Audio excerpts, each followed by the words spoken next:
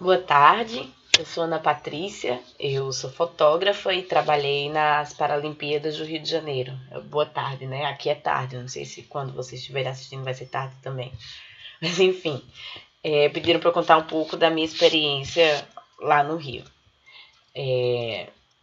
Quando eu fui chamada para fotografar as Paralimpíadas, eu logo pensei de como é que eu ia abordar aquele assunto, né?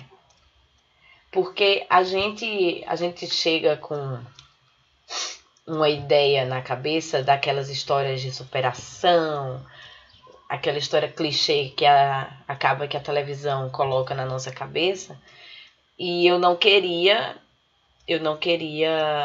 demonstrar isso nas minhas fotos. Acho que essa coisa de superação já estava bem batida e eu queria ter uma visão diferente, né? Então eu tentei chegar nas competições de coração aberto, de ver como é que eu ia perceber aquela dinâmica que eu nunca participei, né? Então, o que me chamou a atenção não foi questão de superação de jeito nenhum, até porque eu não estava nem com isso mais na minha cabeça. É que a gente acaba projetando na vida das pessoas, na nossa vida e na vida dos outros também, como é que aquelas pessoas devem viver a vida, né? Como que elas devem agir, o que elas podem, o que elas não podem fazer, se a mulher tem que ficar no fogão, se o homem tem que estar sabendo tudo sobre mecânica de carro. A gente acaba colocando padrões nas vidas das pessoas, assim, a gente tá vivenciando aquilo, né? Na vida das pessoas e na nossa vida também. E o que a gente nota nas Paralimpíadas é exatamente essa quebra desses padrões. São pessoas que não têm uma perna e estão correndo. Quem é que achava que uma pessoa sem perna podia correr? Poucas pessoas. E aí é onde chega. Que teve aquela pessoa que chegou lá e disse: Não, quem disse que eu não posso correr? Por que que os outros estão achando que eu não posso fazer isso e eu não posso nem tentar? E aí eles foram lá e conseguiram, cada um conseguiu o seu espaço. Foi isso que eu acabei levando um pouco. Levando um pouco não, eu levei muito isso pra mim depois que eu saí de lá. De olhar e dizer assim, eu sou. Por que eu sou uma mulher e não posso estar fotografando esporte? Eu comecei a ir além do que eu sempre fui.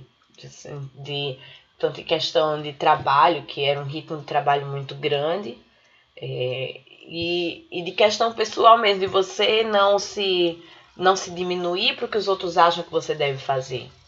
De você não se diminuir para o que sua família acha que você deve ser. Não. Se você acha que você pode fazer qualquer coisa, a única pessoa que vai dizer que você não pode é você depois de tentar.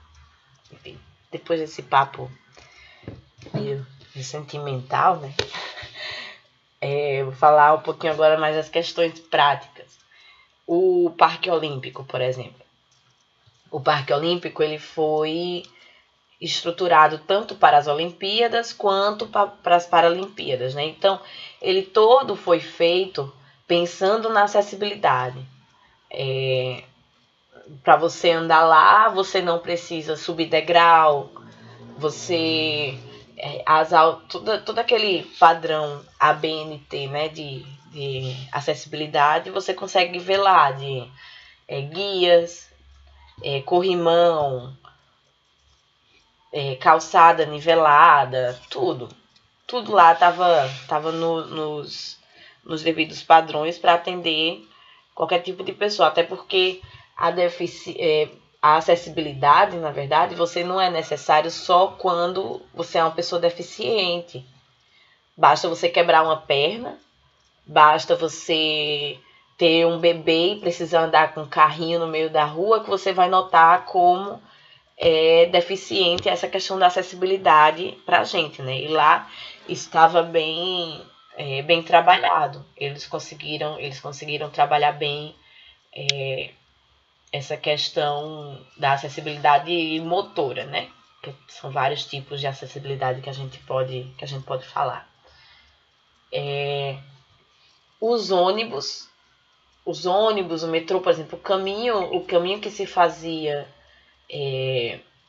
para o Parque Olímpico, ele era feito parte de metrô, parte de ônibus, mas essencialmente para você conseguir chegar na área da Barra da Tijuca, você tinha que ir de BRT, porque você conseguia normalmente pegar o metrô, ou então se você fosse para a Barra, para você chegar em qualquer competição, você pegava um BRT. O BRT ele era acessível, você notava nas Paralimpíadas que as pessoas, a população mesmo, ela estava mais aberta a ajudar. Eu acho que uma coisa importante, né, de um evento como esse é de inserir a pessoa com deficiência no dia a dia. E essa questão de você estar de frente com uma coisa diferente, provavelmente aquilo dali lhe choca, mas aquilo dali traz uma coisa boa, porque você nota assim, de que aquelas pessoas, elas têm tanto direito de ir e vir quanto você. Aí você pega e olha a dificuldade de um cadeirante de chegar no lugar. E aí você começa a ter uma empatia, né, pela situação dos outros, pela dificuldade que os outros estão passando. E você também se acostuma, não leva a deficiência como uma coisa incomum. Até porque existe uma grande população de pessoas com deficiências aqui no Brasil. E aí você consegue levar aquilo tudo mais na naturalidade. Você vê que aquilo ali não tem nada de demais, não tem nada de diferente. Que você tem que tratar aquelas pessoas como qualquer outra pessoa comum. Elas não querem um tratamento especial, elas não querem que você vá carregando a cadeira de roda até. Não, elas querem ir sozinha, elas querem ter a independência que a gente tem, elas querem conversar do mesmo jeito que a gente conversa, sem que a pessoa coloque na frente a deficiência dela, sem que os outros coloquem na frente. Não, ela é cega, mas ela não. Ela é bonita, simplesmente, não tem nada a ver de ser cega. Ela não é cega, mas ela é bonita. Você começa a tratar da deficiência com essa naturalidade maior.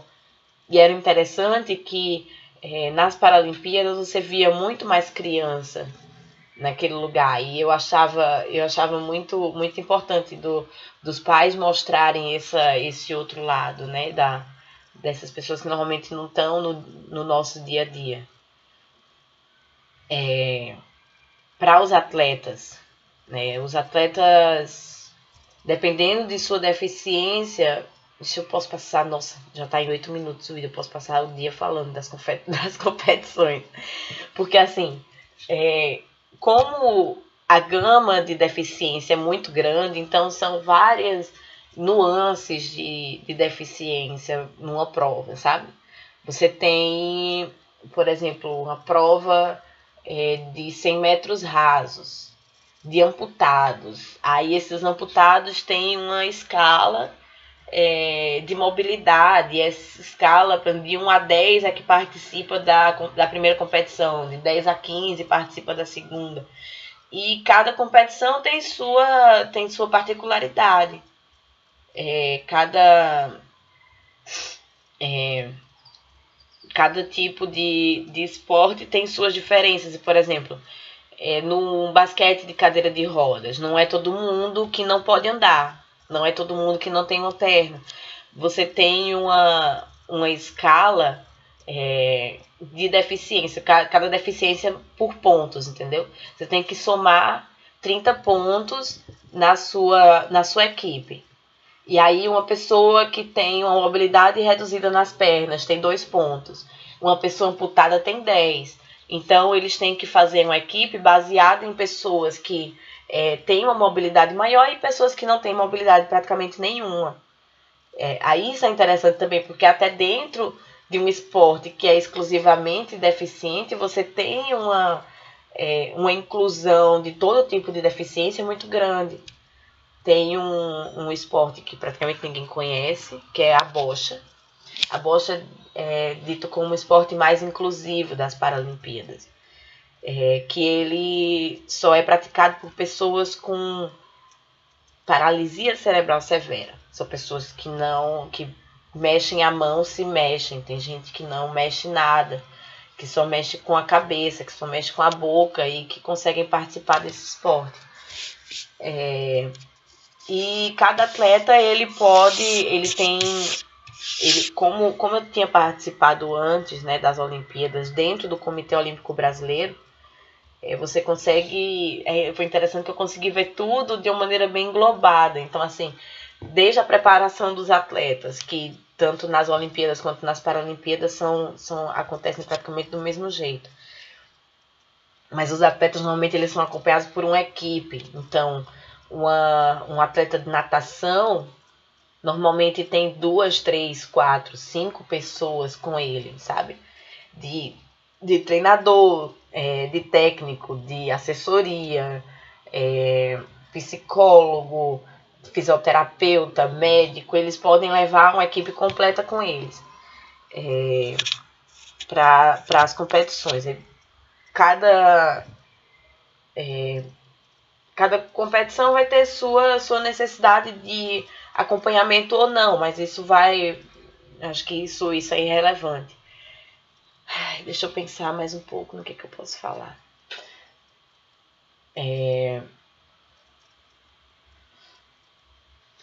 Bom, eu acho que é mais ou menos isso.